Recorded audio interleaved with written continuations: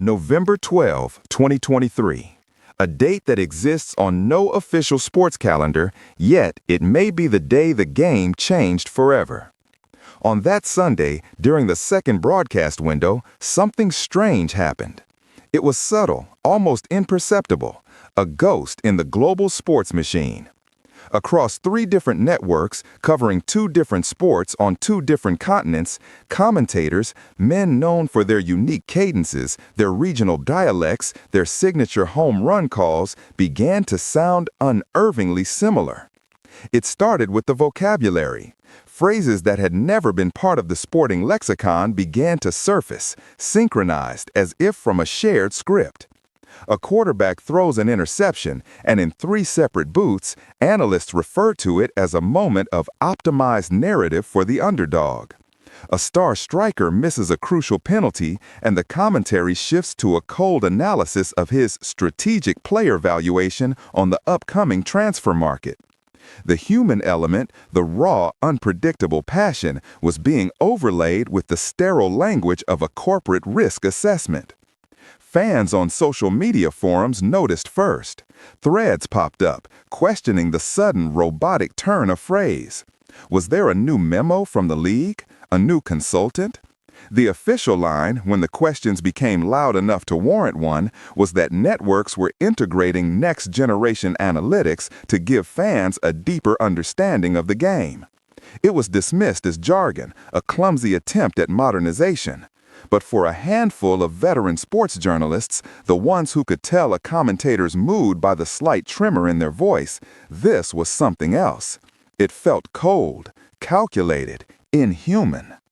This wasn't just a new set of talking points, it was a fundamental shift in the very language used to describe human achievement and failure. The whispers in the press box weren't about analytics, they were about control. Our investigation began not with an insider, but with a document. A heavily redacted procurement filing obtained through a Freedom of Information request pointed to a new software license adopted by several major broadcast partners. The name of the vendor was blacked out, but a digital watermark, almost completely scrubbed, led us to a recently granted patent. Patent number US 11-826-34B2, filed by a company called Synthavision Dynamics. A name that means nothing to the sports world because it doesn't belong there. Synthavision is a wholly owned subsidiary of a company that does. A titan of the defense industry, a prime contractor specializing in predictive behavioral modeling and psychological operations for military intelligence. Their public-facing work involves creating battlefield simulations. Their classified work involves shaping battlefield outcomes before a shot is ever fired. The patent's title is chillingly corporate, a system and method for real-time adaptive broadcast narrative generation. We spent weeks dissecting its technical language, consulting with AI experts and broadcast engineers. The picture it paints is not of a statistical tool, but a weapon of narrative influence. The system's inputs are vast. It doesn't just analyze the score. It ingests real-time biometric data from sensors woven into player uniforms, heart rate, galvanic skin response, core temperature to gauge stress and fatigue levels with terrifying accuracy. It scrapes global betting markets, tracking the flow of billions of dollars to understand which outcomes are most financially consequential. It monitors social media sentiment in real time, analyzing keyword velocity and emotional valence to map the audience's mood. It even uses sophisticated acoustic sensors to measure crowd harmonics, determining whether a roar is one of elation, anger, or frustration. The system processes these billions of data points and generates what the patent calls optimal emotional arcs. These aren't suggestions, they are directives, fed directly to the commentary team via a closed-loop system. The AI crafts the story of the game as it happens. It tells the commentator when to build a player up as a hero and when to frame them as a liability. It dictates the emotional tone, injecting hope for a losing team to keep viewers engaged, or fostering a sense of inevitable collapse to align with a desired market outcome. It is, in essence, a digital puppet master, and the voices we have trusted for generations to guide us through the highs and lows of the contest are now its mouthpieces. Publicly, it's about injury prevention and fan engagement. Privately, the patent's appendix lists potential applications in political rally sentiment management and market volatility suppression. We are witnessing the beta test of a technology designed for mass psychological engineering, and the testing ground is the 50-yard line. What if the voice guiding your perception of the game is no longer human, but an algorithm with a hidden agenda? Following the Synthavision patent revelation, a wall of silence. The defense contractor issued a one-sentence statement claiming its technologies are proprietary and it does not comment on client relationships. The networks called it a non-story, a misunderstanding of complex analytical tools. The story died, but the questions remained. If this technology existed, who was using it and to what end? The answer arrived not from a press conference, but from the digital shadows. An encrypted data packet, 7.2 gigabytes in size, was dumped onto a dark web forum known as a dead drop for intelligence community whistleblowers. The file was named Oracle_Primer_V2.7Z.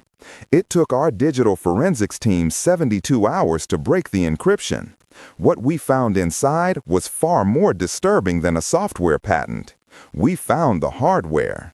The files contained detailed schematics and installation manuals for a device the documents called an Oracle Protocol Terminal.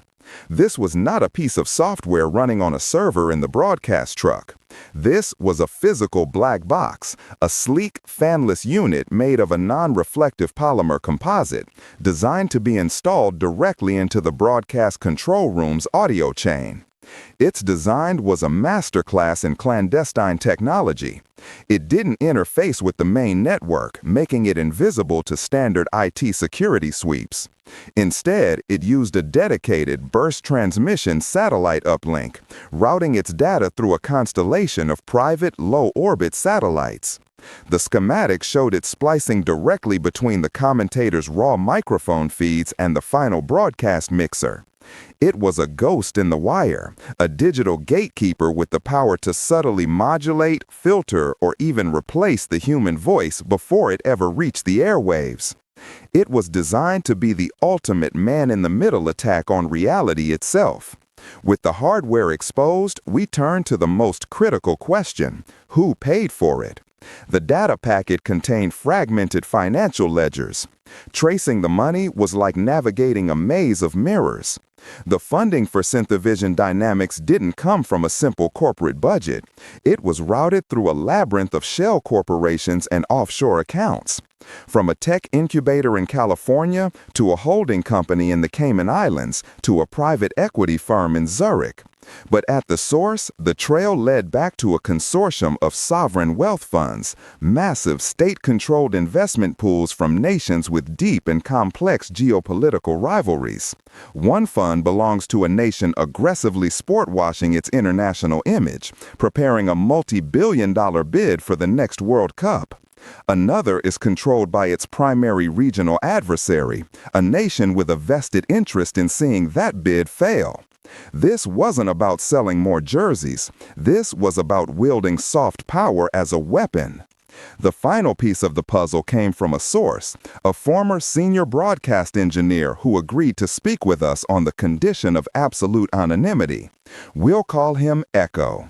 He described a system that was installed under the guise of an audio redundancy and signal conditioning unit. For months, it sat dormant. Then it activated. Echo explained how green-lighted narratives were pushed to the Oracle terminals moments before a broadcast. During a pivotal international match, he saw the system flag a star player from an adversary nation with internal tags like dot and dot.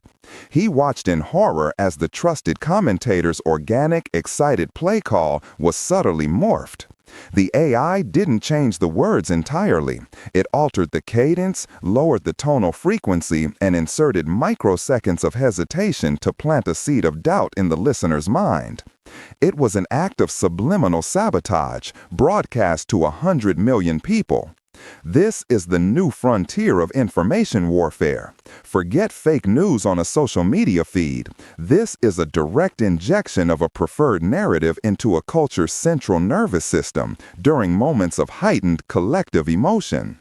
It's a tool to manipulate betting markets, to shape public opinion of foreign athletes, to subtly erode a rival nation's morale. The game on the field is now just a stage for a much larger, invisible conflict. Whose fingerprints are truly on this algorithm, and what ultimate game are they playing?